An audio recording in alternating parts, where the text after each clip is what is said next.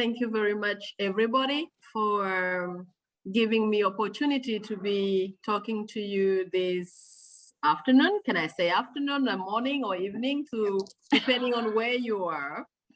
As I said, my name is Medi, and if you want to just exercise after this, I'm called Mediatrice and Barengayabo.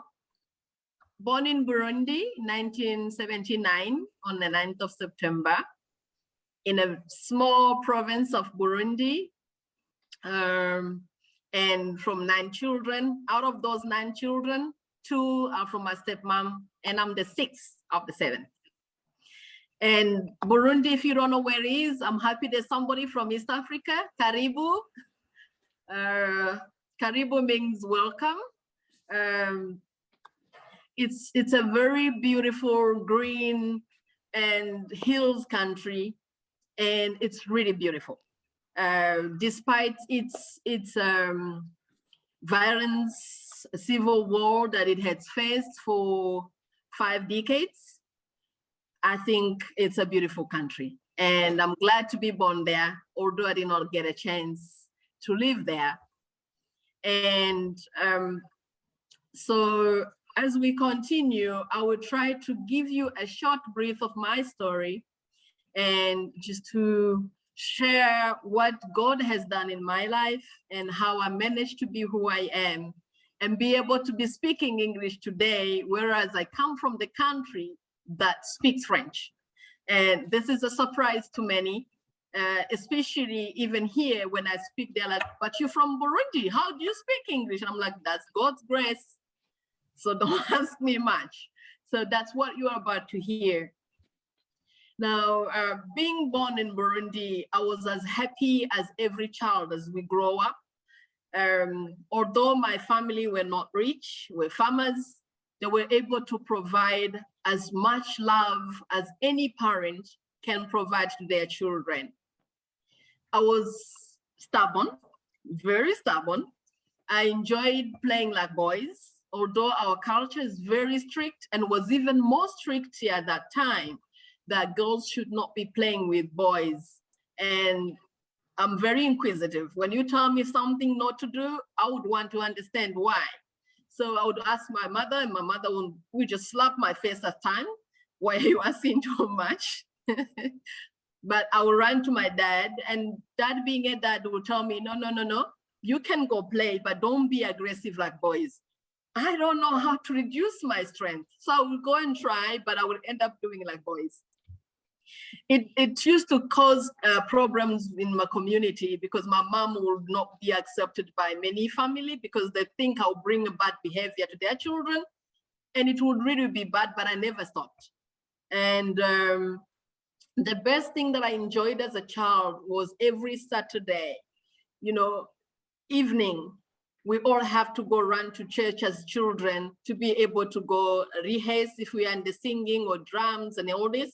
It was the best time of my life as a child because we would compete to finish all the tasks that we are given as children to finish before we can join the church.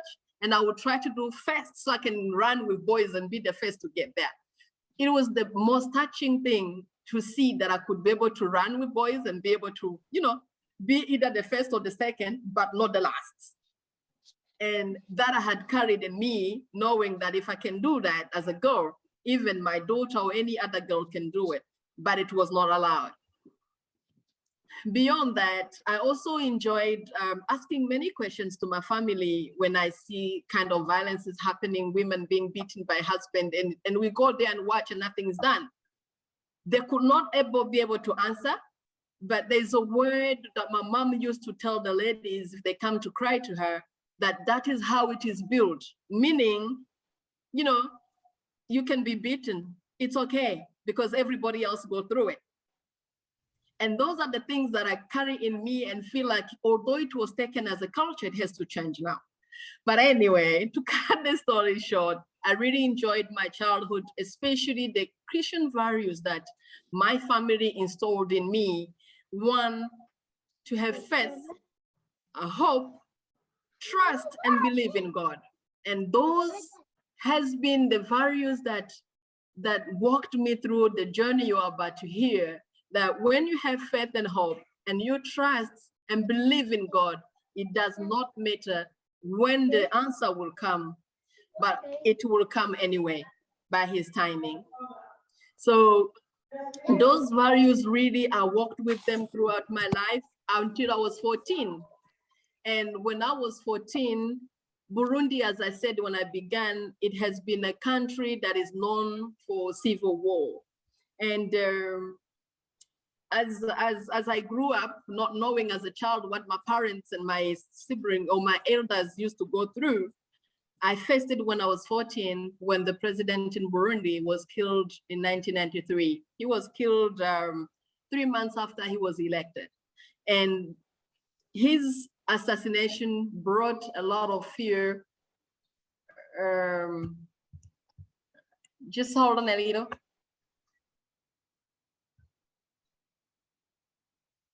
Okay, you may, because I went to sit in the cafeteria. My room has been cleaned, so I just wanted to say hi to someone who came to see me. Sure. So the country was really affected by the killings, and the civil war erupted, which made the war start and ended up making my family, myself, freeing from Burundi to DRC. And reaching DRC, it was so horrific that my dad had to die because he was shot on the way as we freed the country to Burundi, to DRC. DRC is Congo, Democratic Republic of Congo. So we call it DRC in case I use it often. Every time I remember the story, to see how my father had to die, not because he was not supposed to die. It was not a very big shot because he lost a lot of blood as we entered DRC, and there was no medical treatment. He lost a lot of blood and he died. And his death left me and my elder sisters and brothers alone, being able to be raised by my mother in the refugee camp. And that was in 1994 to early 1996. Life in the camp was really, really bad, as when we hear about refugees, sometimes we need to look back on what we call refugees. When I hear the word refugees, my heart pumps because I know what happens in the refugee camps. I know what happens on the way as you run, trying to save yourself from whatever is going on.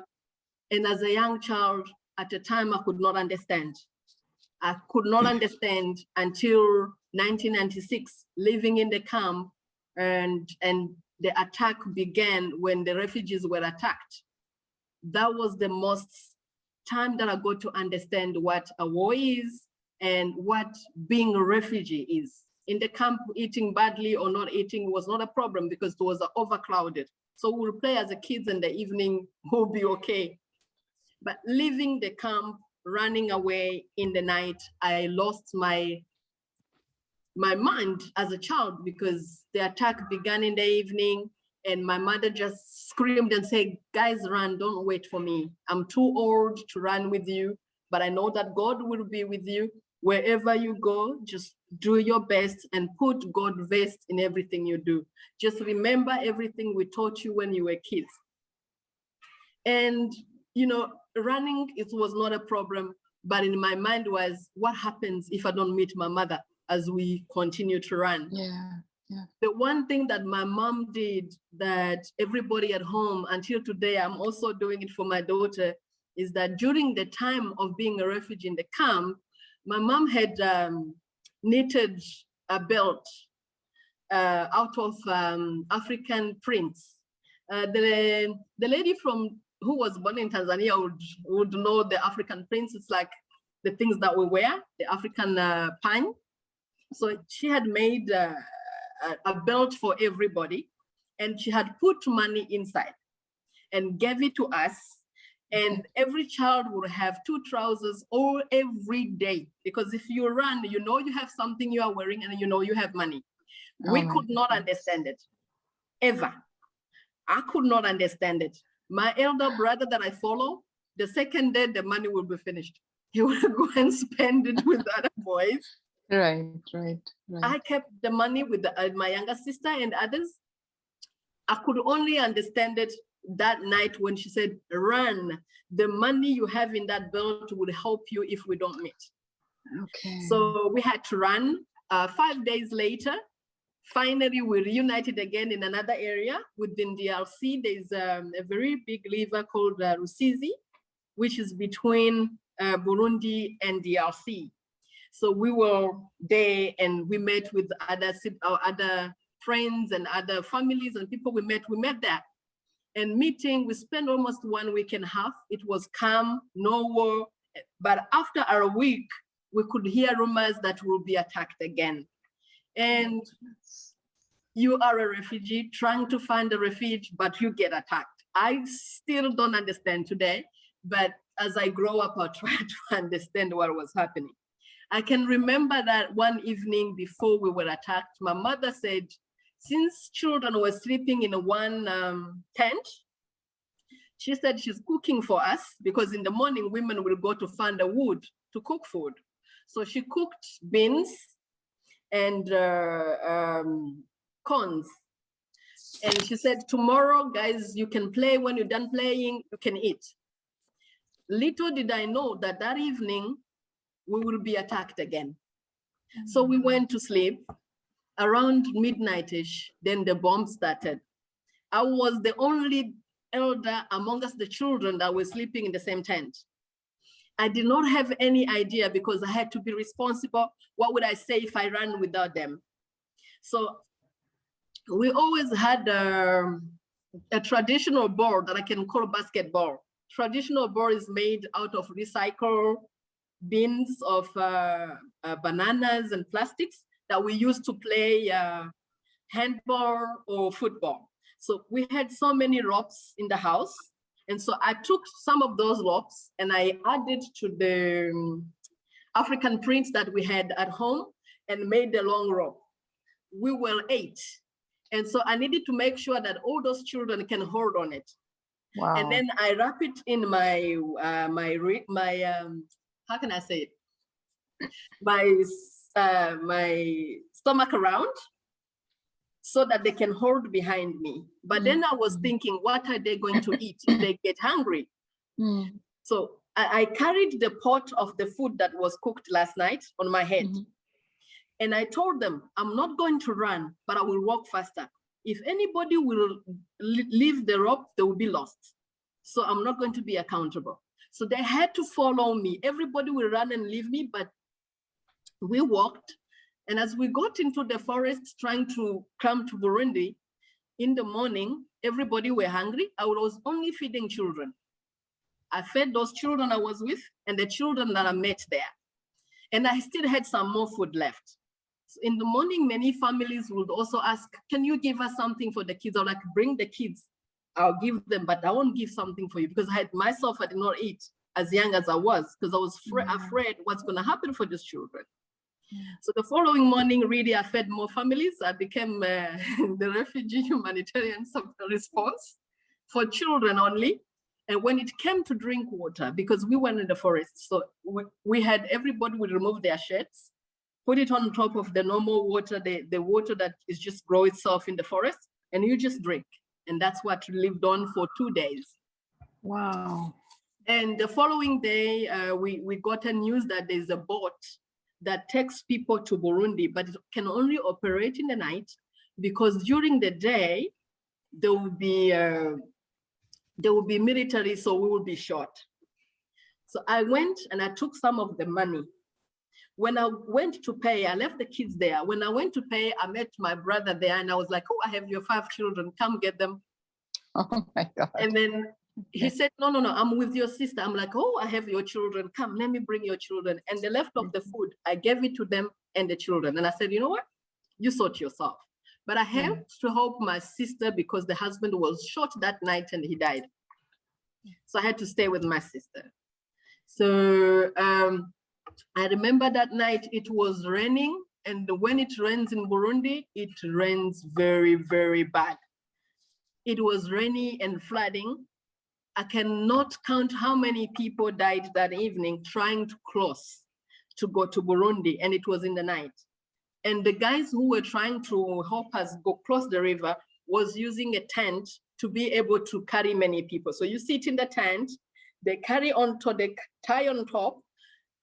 Some people goes down, other on the side and trying to swim as they push the tent. And if the tent opens, all of you will be gone and they will come back to pick others.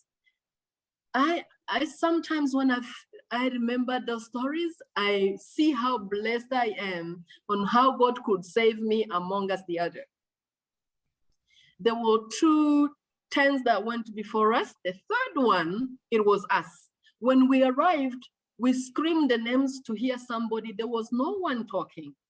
And all to hear from the guy saying, "You are calling which ones?" I said, "The one that came before me." "Oh, that one, the tent opened and they are gone." Until today, I still carry the voices in me. Yeah. And knowing that I could be the one who could have gone during that time. There are many more that left in that way. Now, walking back now after we've gotten out of the tent was even worse. You are a teenager walking to the mountains of Burundi where there's no home, because during the war, most of the houses that time were broken and you could not live in the house. So the only way was to follow whoever goes to the forest. So as a child, I followed others, and getting there, it was even worse. Worse because being raped, it was okay because everybody else is being raped, so it's okay. It's only today that I wake up sometimes and it brings the emotions of the dignity that one loses when they are freeing away as refugees, especially children, girl child. It's if I can provide peace, I will open something big to be able only to receive a girl child being affected in the war as such, because I know how painful that can be. For me and the girls that we were together being raped was like, it's okay. Anyway, we are dead. We're just waiting for the bomb to come and just finish us. We'll be finished. And to me, sex did not make sense because I experienced it through rape. So it didn't make sense at all, because it felt like I have no dignity. So not counting how many times I was raped, leave alone that, but also cooking for everybody around. But as long as there are people to protect you, you just do whatever you have to do. Being in the mountains for more than 4 months, no house to sleep in, and making sure that by 5 o'clock, all of you went to hide somewhere because that was the time for fighting between the Reboy and the sword and the military. It was just bad. One of our team ended up going to the city. And how he went there, we don't know. But when he got there a month later, he tried to save the rest of us and used his contact, Catholic. If anybody of you is a Catholic would understand when I say nuns. So it's only the nuns that were allowed to travel from the city to go to my province, because that's where there's more best fruits, best organic food that you can get for little money. And so he arranged that those who will be willing, they can leave in the night, and in the morning they will be picked by the van to go to Bujumbura. But to cut the story short, a week before that happens, we were bombed. Only 11 people survived. And most of us, we had wounds. I still have scars everywhere on my legs, but I have God in my heart who has carried me through this. And so those scars, they can work on me sometimes, but most of the time I know that they make me more stronger each day. And so as life goes, we ended up getting to Bujumbura through the nuns. And when we got in Bujumbura, well, we were packed in the car first, and then the goods behind us, so that when they are stopped by the military, they can see that it's only food.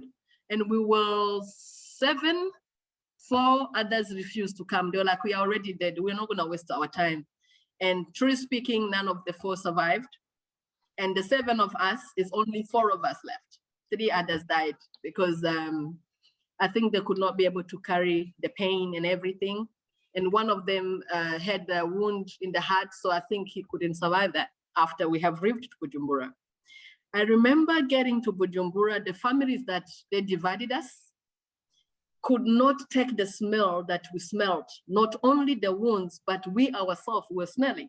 But they were so humble enough to give us shower, to give us where to sleep, and every third day clean our wounds. Personally, my wound had become yellow. You know, when you remove the wound, there was no blood coming out. It's only the yellowish pussy that you would see with a smell that you cannot stand. I have never thought I would ever heal, but I've healed physically. And in my heart too, I healed because of women like you who encourage me and let me speak my story. And I also healed through that. And to cut the story short, I was treated, but as soon as you get better, you will be transferred to a boarding school because the families were receiving more children coming. So when you get better, they'll send you to a boarding school. And the boarding school, grace to God, they were not looking for any document because we had no any document. We just need to know your name and know your date of birth. The story about my date of birth is not true. Okay, let me tell you. I only knew I was born on the 9th. I did not know which year. I did not know which month. And so when they asked me, I was like, I need to find the dates I will never forget because that's what I'm going to carry through life, right? I said I was born on 9, which is true. And then September, I don't know which month I was born until a few years back when my mom told me. And today, as I stand, I feel bad that I just mentioned the age. I said I was born on 9th of September, 1972, and I was born on 9th of April, 1980. So wow. I can't change that because I've already written that. It's all in my documents. So I just say, oh, Lord, forgive me. I was a child. I didn't know what I was doing. And that was the only way to have a shelter.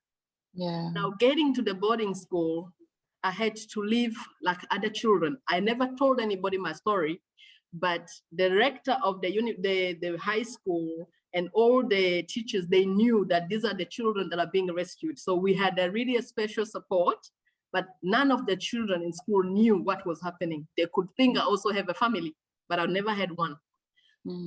But because some of the children would not go also home during the holiday because of the war, so I will also join those ones and enjoy helping, you know, doing the farming during the holiday for the school because the school was helping us. So finishing the high school, I'm going to try and be faster because the time is running. Finishing the high school, the life was even worse because finishing the high school, I did not know where to go. The person who had supported us had already now changed his life and I did not have the contacts. I had to pack my bags and live like others. So we had a school bus that takes us to the city. Took the school bus like other children, never told anybody I don't have where to go. Pick up my bag, get to the city. I started looking around. When my tears can't come out, then I know it has hit me very badly. I was crying, but nobody could have seen it in my face. And I was always smiling, but with the tears in my heart, and that was very bad. I walked like 5 steps. As I walked, I saw a woman. And when I saw this woman, I remember that I know this woman somewhere and I know the name, but she looks more beautiful than I know her. But it was during the war, so maybe in Bujumbura, she got a good life. I said, maybe she is not her, but let me just call her name. I'm like, but what if it's not her? I'm like, let me just call her name. So I called her name and she turned, she saw me, she just jumped and hugged me and cried. And I'm like, I thank God. She was like, don't talk too much. Don't talk too much. Come, let's go. So she carried my bag. She didn't even go where she was going. She put it in her car. We went to her house. Going to her house, she could not believe she had seen me. She was just like, oof, oof, until we sat down and she tells me, don't tell me. I just know that tomorrow we will talk. In the following morning, I told my story.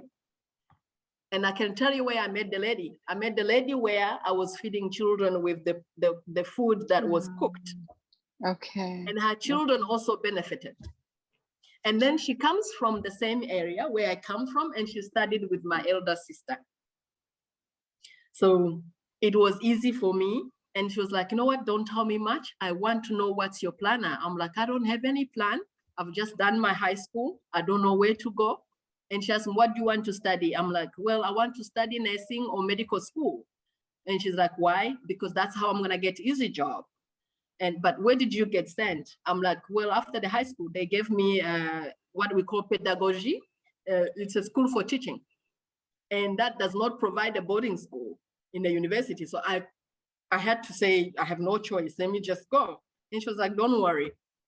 Following morning, she says to me, come, let's go. She took me to her younger sister, who was a nurse, and she's still a nurse today at one of the biggest hospitals. It's called Rwakalet. Getting there, finding this miserable woman with a small child in her hand. And when we arrived, her sister said, this is the lady who saved so and so and so. I saw the beautiful smile handing over the child to her sister and hugging me. I felt like I've come home. And I said, what's your name? She says, her name is Rose. I started crying because my mom's name is also Rose. So it felt like I've gone home. Yeah.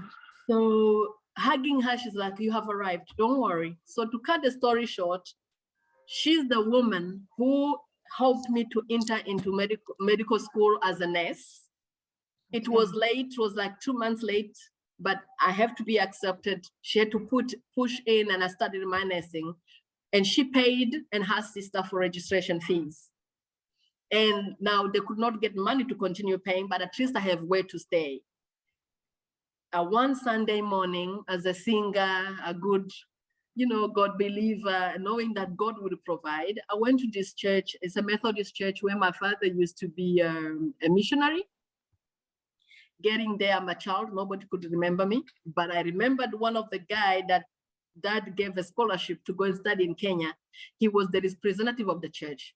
So when we're done with the church, I went to see him, and I spoke to him with a good smile. He's like, you look like so-and-so, like my elder brother. And I'm like, yes. Oh, so what are you doing? How are you here? Where do you stay? I'm like, I'm staying with this family. And the family I was staying with is like, you're staying with that lady? To cut the story short, the lady I was staying with, the husband was killed 5 months before her baby was born and before I met her. So she was living in the hostel of the hospital because she could not afford to continue living in the house they were living in, the husband. So I was, oh my God, how is she managing you and the child? I was like, that's God. And so who's paying your school fees? I said, nobody. That's why actually I'm here to see what you can help.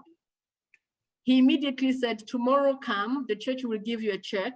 You take it to the school so you can continue studying. With tears, I was like, hey, that's God, though, that's God. So I went back, telling the lady, she was like, I told you, God will provide. Go tomorrow, get the check, pay the school, we will deal with the rest. I went, paid the check, and it was between April, May 2001, a month before we complete, or 2 months. Then he told me that the church won't be able to continue to pay because the school is private and it's expensive. If I can find another school that is not expensive, they can pay it. Which one? I was like, okay, I'm going to think about it. I will ask the host. When I get there, she was depressed. My goodness, how are we going to do this? In meanwhile, the story goes together. As I was studying my nursing, I met a man, a handsome man. And I think I was beautiful too then. So sometimes we need to smile about things, but the man I met was really, really handsome and studying at university. And he told me he wants to marry, he wants to do this. I'm like, oh, I must also start my own family. But I could only do anything when my house accepted, because I took her as a mother, so I'll tell her everything that is happening. She wanted to see the man. She saw the man, and the man knew my story through friends. So he came as a humble man, and he started actually helping at home, financing some things. I was not going to walk to school. Sometimes he would give me money for motorcycle, which is the transport we were using. And so things went on good. But by the time I heard that there won't be a scholarship to pay my school fees, he also came to tell me he's going to South Africa. I'm like, oh, now, what now? No, but I won't leave you. You have to come with me. I cannot make any decision. I said, let me go ask my mom. So my host became my mom. So in 1 month, I knew I won't have a scholarship. Now the man who was now trying to help is also going. What am I going to do? Telling her, she was like, you know what? We have to take a risk. You have to go with him. Since he's offering, you go with him, and then the life will take you there. You guys will make a family. You'll be a good couple, blah, blah, blah, blah, blah. There's nothing I can do. I'm not your family. I can't decide for taking any bride price, but just go. I was like, okay. I told him, I said, but let me finish writing my exams, and then we will go. Immediately, I finished my exams in June, and September we took off to 2001, going to South Africa. We went through the Lake Tanganyika using a boat to Tanzania. The lady from Tanzania is good. They are so welcoming. They are so supportive. It does not matter which condition you are in. God bless Tanzania. God bless you too. God bless you all who are listening to me. It doesn't matter what you believe, but I believe in God, the one and only through God. So please forgive me when I say God bless you, but be blessed. So going through Tanzania, I was like, wow, the life has begun. Getting to Tanzania, my job was to be now a wife. First of all, yes, I speak Swahili, but we were not going to be able to find a job in Tanzania because there were many refugees. If you wanted to leave, you go to the camp. But he could not go to the camp. He had a plan to go to South Africa. And I was like, no problem. So the whole time I lived in Tanzania, I was just a woman for sex, nothing else. And that it even made life worse because it did not make any sense. It was like, it's a continuity of what I lived in. At least he's providing, so it's okay. So little did I know I would fall pregnant. I only went to find out that I was pregnant when we got in Zambia. And going to Zambia, we also used the Lake Tanganyika from Tanzania to Zambia side. So getting there, I got sickly, where I get, sickly, vomiting, and always hot. And so he said, no, what, let's go to see the doctor. Going to see the doctor, I didn't have malaria, I didn't have any infection, but I was pregnant. So to me, it was like, oh, at least now the family has begun. Let's now start a family. So we get home, because he was the one speaking more English than me. We got home, he's like, the plan is that after tomorrow, you're going to do the abortion. I was like, I could not believe that it was coming from him. And I was like, what? First, I accepted to be with you without marriage. And it's already a sin in our culture, in our country, in our religion. Now, the child that we conceived, I must commit a second sin and kill. I'm not doing that. Now, because he knew I don't have money and I don't have anybody to help, he knew I was going to say yes. But I said, you know what? The Bible that I carry does not me allow to do this. I won't do it. But he went on and made an appointment. And a night before I go, he gave me 2 tablets to drink. And when I looked at the plastic, it was written oxytocin. And as a nurse with 1 year, I knew some of pharmacology. I said, no problem, let me drink them. I carried them in my hands like this. I put them like this, went and got the water, and I did this as if I drank them. I didn't drink. And it was like, you go and sleep, so we'll talk later. He left. He only came around midnight. And when he came, he's like, we're going to go to the doctor tomorrow. And then once this is over, we're going to continue through Namibia. We go to South Africa. I was like, no problem.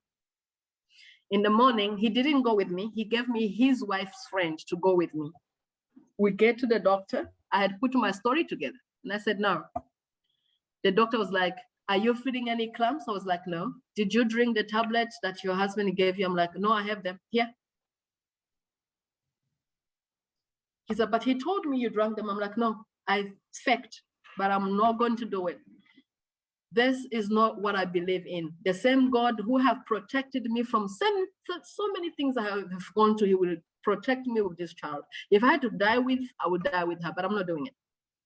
And if you really try to do it, I'm going to sue you, because the lady we were together has told me which words I can use. She was not happy about it. She helped me formulate the words in English, and I repeated that. And this doctor was like, okay, then we are not doing it. Coming back home, I was beaten like a cat. You know, a cat at home is an animal that steals meats and something. So as children, we ran behind it and beat it. I was beaten very badly for the decision I made not to do that. This following morning, I woke up with my suitcase tied together. Come, let's go to Namibia, because he was disappointed in me. So I went. We went to Namibia. We spent 2 days on the road. Arriving in Namibia, he told me, this time you are going to do my way, but I'm going to throw you here. You know nobody here. In Zambia, you had already made friends. I was like, okay, no problem. I'll do anything you give me. I'll do anything right now. I was already tired. I was like, you know what? I don't even have anything to live for. Let me just die. Whatever he gives me, I'll do it. Sitting there, I was not able to eat anything except drinking guava juice and eating fries, like fries. How can I call fries? The hot chips. That's how we call it.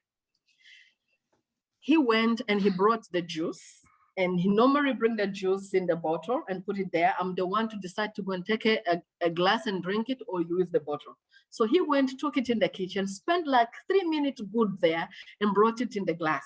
And I was like, what's this? He's like, no, you said you want guava juice. Here's the guava juice. I'm like, so what are you also drinking because you didn't eat? Oh, let me also go bring myself. He goes and bring for himself. He found I have no drink. No drink. I'm like, I want to eat something before I can drink. Otherwise, I will vomit.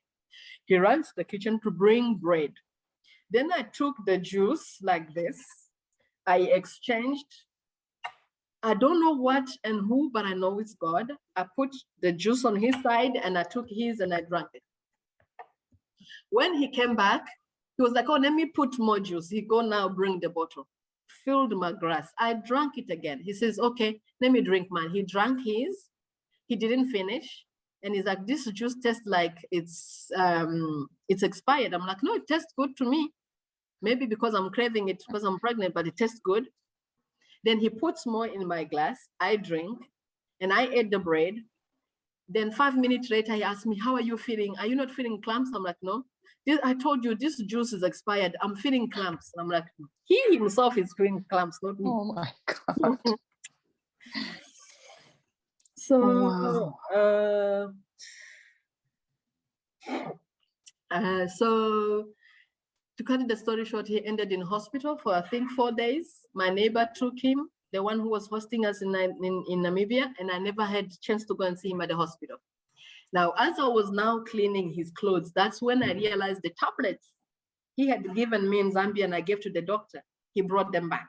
Because as I was cleaning the clothes, I found the same label of the tablets in his pocket. So now I understood it was not the juice that was expired, but it was the tablets that he had mixed for me. So when he came out of the hospital, he said, no, we need to continue to go to South Africa. I was like, no problem.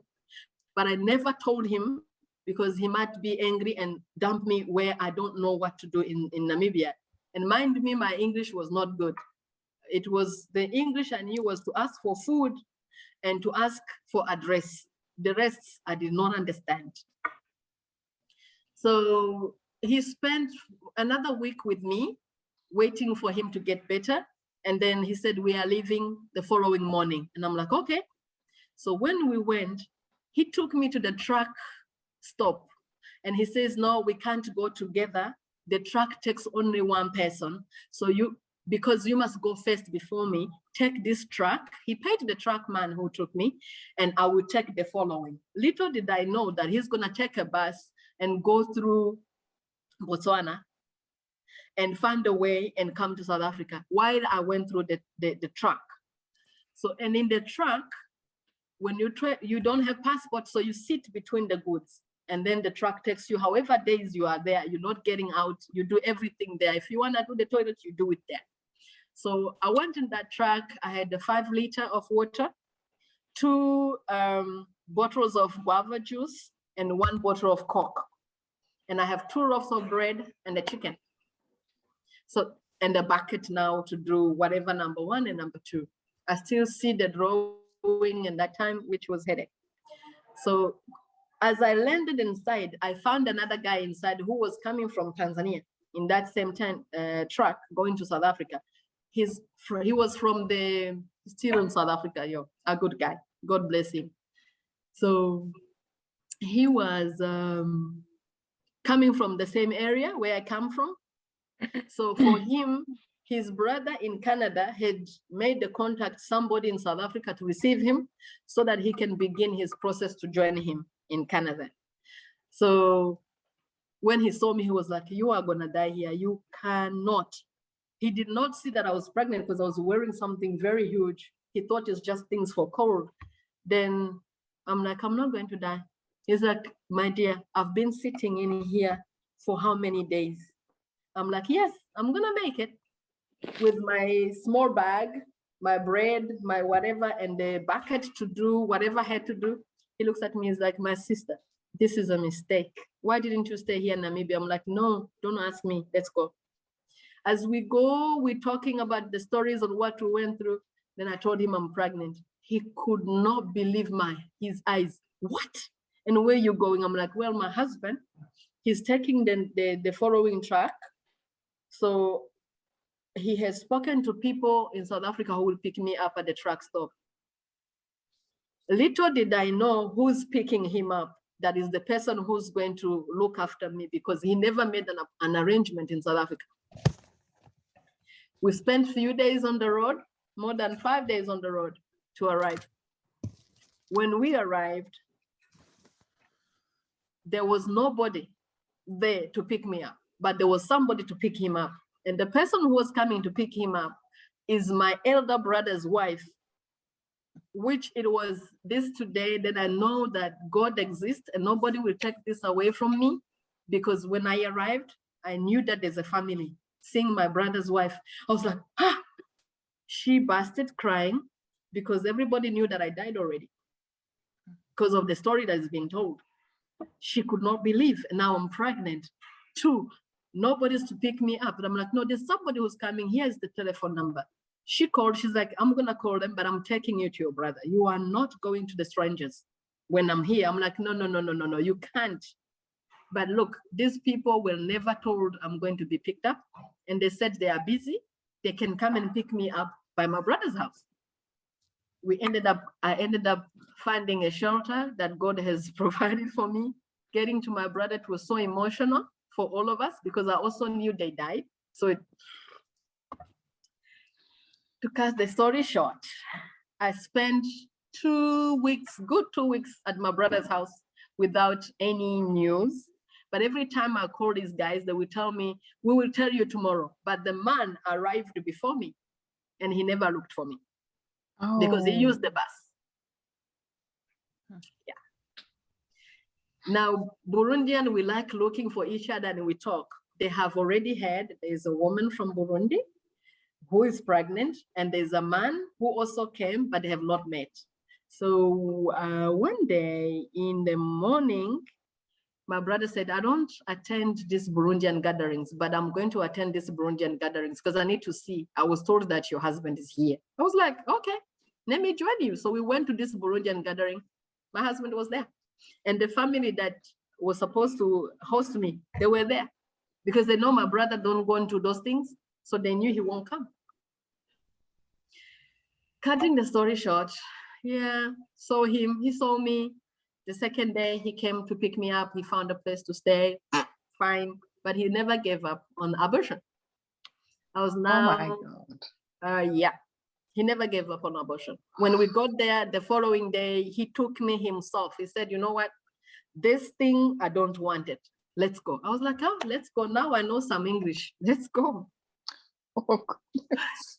So when we got there, he took me to a very nice place, and the lady who works there is still my friend now. It's called Mary Stop. Mary Stop is a place you either choose abortion or you choose adoption after you give birth. I chose adoption because I knew by the time I'm giving birth, I would make my own noise. I'll say, no, I changed my mind, and nobody can take that away from me. And when we got out, he says, when are you coming back? I said, no, I chose this adoption. So I'll give birth, give the baby. That was even worse. We get home, like being beaten, it was like an easy thing for him. And he still, after beating me, he will still have sex. It's okay. It didn't make sense to me, but it's okay. Until today, it doesn't make sense to me, but it's okay. And so time came that I have to also find a job. One, I don't speak English. I don't have any paper to present anywhere, so I don't have a CV. Now I'm going to go and look for a job. What did I do? I looked for the other women, Burundians, and some Rwandese who were also waking up every morning and they are going, but I never knew where they are going. So when I asked, they said, no, we do car guard. And I'm like, can I also do car guard? They're like, yes, but you need to have money to pay for the chief who found the place daily, so you can stand in the parking and then you look after the cars, you can make money. I was like, yes, my God is good. I'm going with you tomorrow. I'm going to tell you that parents, when they speak, honestly, we may not react, but we listen. I had used up all the money when I was in school that my mom gave me in the belt. But before we left Burundi, the same host gave me $120 that she had in the house. And what I did, I made a belt myself. And I had that money. All those time we were going, I still had the money. So sad, I gave it to somebody from those ladies to go and make an exchange. She brought me half of the exchange. Until today, when I talk to her, I make fun of her. And I say, you know what, I gave 120. By that time, it was this much, but you gave me half. She will know, that's what I received. I also asked somebody else, but I know. Yeah. So that 120 I left with in Burundi, that's what made me get a good job. I call a good job the car guard. So I got half of whatever money. I had the transport money. I had money to begin. So every day we pay 10 rands. 10 rands is less than $1. You pay for the space and you spend in, and then you pay. And then people who comes in, you pack for them, you smile for them. Now I had learned words that people use, so I wrote them down just to remember. Oh, thank you, will do. I will look after your car, but I'm pregnant. How do you look after people's cars when you are pregnant? But I had no choice. Yeah. It's in the same parking, to cut the story short because the time is running. You guys have to go. That is where God found me and blessed me. In the same parking, I made a family that I call second family, a mother and a father, who took me, who have been watching me, looking after cars when I'm pregnant, and still smile. They fed me, they did everything, and they give me the life I have today through the church, brought me in their church. I became a church member. I serve tea and clean, but I still do the car guard because I knew I would make money. They are the ones who took me and paid for my first school fees of university. But I had to register at university myself from the money I made from the car guard. So I need to make quick in 5 minutes and wrap up. If you listen to my story today and wonder, how could a refugee woman who had gone all through that and be able to make it, it is not further than faith, hope, trust, and believing in God alone. for me to be a car guard and be able to keep the money and be able to live. My daughter was born in the hands of those women I met in the car guard in the church. They looked after me, they looked after her. The abusive relationship, I gave up on it so that I can be able to live. And when I gave up on it, I had two plans: to serve God and work hard and make money so that my daughter don't get sexually abused because she's not financially independent. And I had said I would die without seeing any man in my life naked because they are all evil. But I laugh at it and I laugh at myself. Later in life, after I have graduated my nursing and I have worked as a nurse, and I did my Masters of Public Health at University of Cape Town, the wonderful university, where people told me, you can't do university at Cape Town because you can't speak good English. I was like, hey, if I can't speak English, God will speak for me. But I had to use my brain and spoke. Now I speak a little English, I'm still learning. So I managed to do all those things out of anger.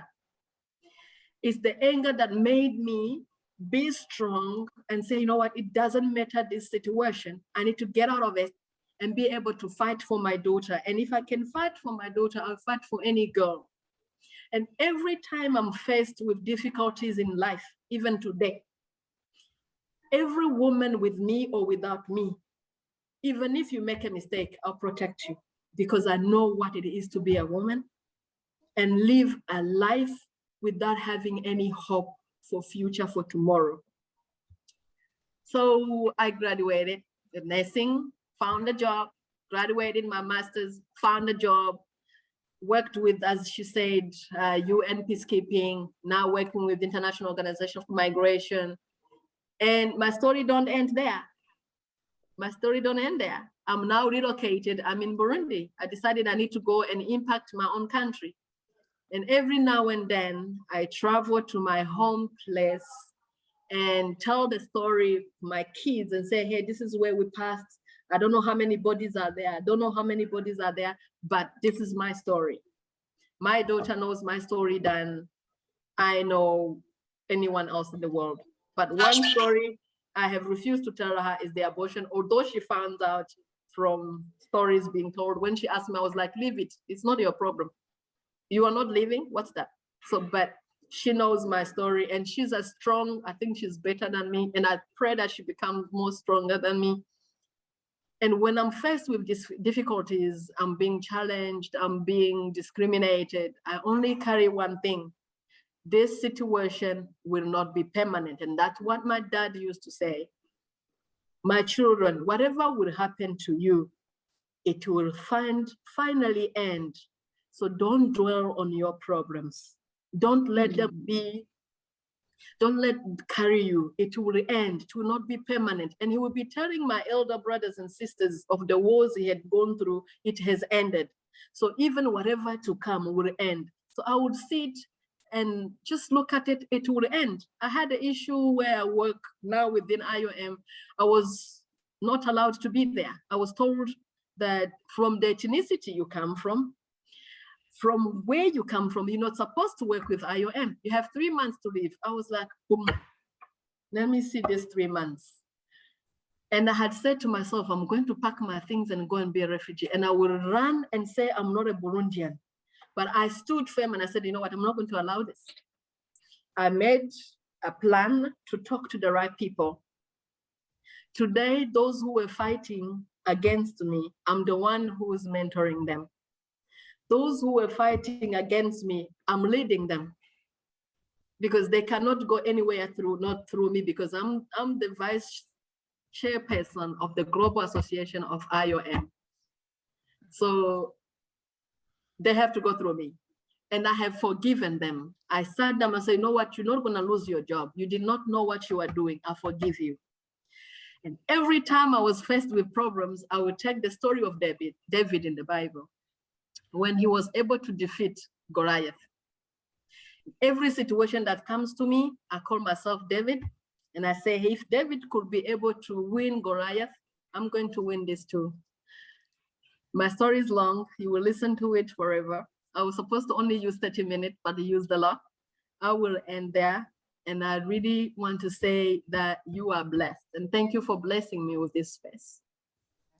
So I'm gonna sing a song that it's in English. It's stated, let's thank our God when we're still alive, because when we are dead, we'll not come back to sing. And that song was written by myself and my friend. Oh, and okay, I'm going sure. to just sing one small part. Okay. And then I will pray. But I say that God bless you all. You are much more blessings to me. Thank you. Thank you. Ikatugushime mana yacu tukiriho kandi tukuririmbe tugihumeka kuko abamaze gupfa ntibazogaruka kugushima kandi nikuzimu naho nakuririmba kuriyo erega mana amashimwe yacu nagushikire aho vyagiye ku ntebe y'ubwami nuduhisha inyonga zawe kuko imitima yacu yuzuye imibabaro kandi ubugingo bwacu bwegereye amahonero tuzoririmba gute turi mu magorwa mana tuzoririmba gute turi mu magorwa mana. In the mighty name of Jesus, we thank you. We thank you, we give you glory for your timing, oh God. Your Bible declares that for those who have called upon you, you will never hide your space or your face, Father. That you provide for the needy and you always bless those who bless you, and those who curse you also get blessed, cursed, Father. We thank you for blessing us. We thank you for blessing me with these wonderful women, oh God. We thank you for the time that they have taken to listen to me, oh God. It's the festive season. They could have done more. They could have joined their family and do better things. But Father, I thank you that you have prepared them for me for today so that I can be able to open up and feel myself in these wonderful women, oh God. Thank you. I pray that you bless them, oh Lord.